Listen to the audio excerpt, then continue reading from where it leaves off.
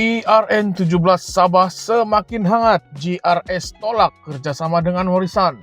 Benarkah kenyataan ini? Salam sejahtera dan selamat datang sekali lagi di Current Sphere MY. Kembali lagi dengan isu panas politik Sabah. Kali ini kita akan kupas kenyataan terbaru Datuk Seri Shafi Apdal yang mendakwa Gabungan Rakyat Sabah GRS menolak kerjasama dengan warisan untuk PRN17. Adakah ini isyarat awal persaingan sengit di Sabah? Jom kita bongkar segalanya.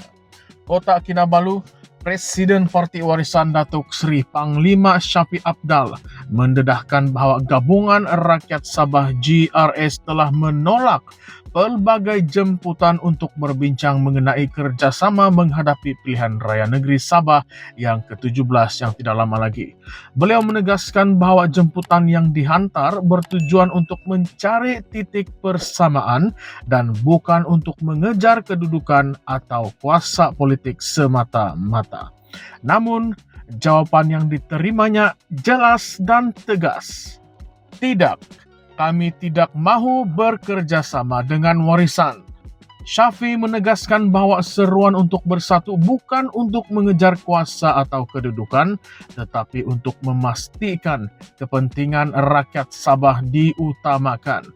Baginya, perpaduan adalah kunci untuk mengatasi pelbagai isu tertangguh yang membelenggu negeri itu, termasuklah pelaksanaan Perjanjian Malaysia 1963 atau MA63 yang hingga kini masih belum sepenuhnya direalisasikan. Beliau juga mengingatkan bahawa Sabah berada dalam kedudukan yang ketinggalan berbanding negeri-negeri lain di Malaysia.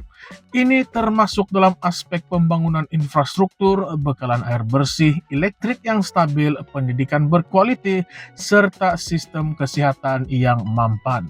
Jika masalah ini tidak ditangani segera, rakyat Sabah akan terus merana dan ketinggalan dalam arus pembangunan negara. Shafi turut menyatakan bahawa Sabah mempunyai jumlah parti politik terbanyak di Malaysia yang jelas mencerminkan betapa berpecahnya lanskap politik di negeri itu. Menurutnya, kehadiran begitu banyak parti politik bukanlah satu kelebihan. Sebaliknya, ia membawa kepada kelemahan dalam mencapai kata sepakat dan perpaduan yang kukuh. Beliau juga menyelar pengaruh retorik politik dari parti Semenanjung yang seringkali memecah belahkan masyarakat Sabah dengan isu-isu sensitif seperti agama dan kaum. Dalam konteks PRN17 yang semakin hampir, Shafi menyatakan bahawa warisan sudah bersiap sedia untuk berdepan dengan cabaran tersebut. Beliau yakin bahawa warisan bukanlah pemain baru dalam politik Sabah dan mempunyai pengalaman serta strategi yang kukuh untuk memastikan kemenangan dalam pilihan raya kali ini. Beliau memberi jaminan bahawa warisan akan memberi tumpuan kepada isu-isu utama yang melanda rakyat Sabah, termasuklah masalah asas seperti gangguan bekalan air, elektrik yang tidak stabil, pendidikan yang kurang memuaskan, dan akses kepada perkhidmatan kesihatan yang berkualiti.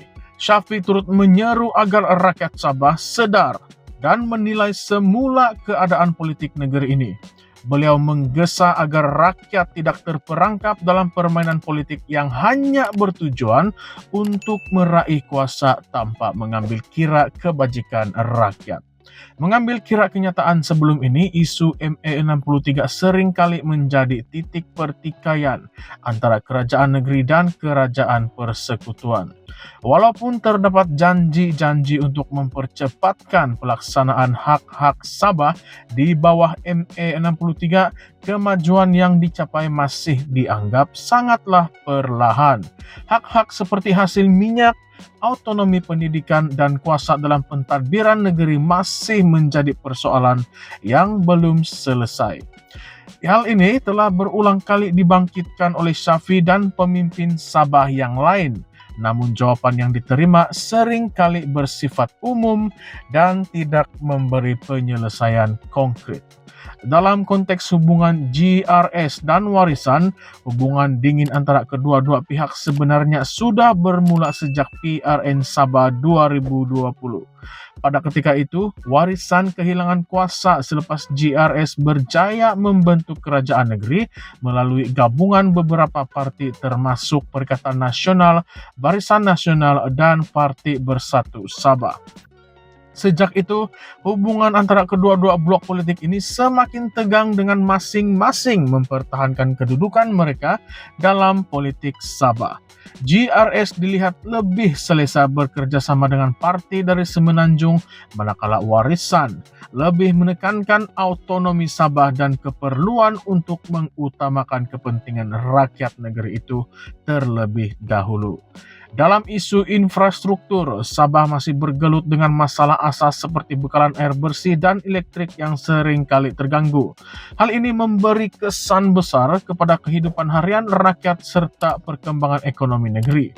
Selain itu, kemudahan pendidikan di kawasan pedalaman Sabah masih berada di tahap yang membimbangkan, dengan banyak sekolah yang uzur dan kekurangan tenaga pengajar yang mencukupi.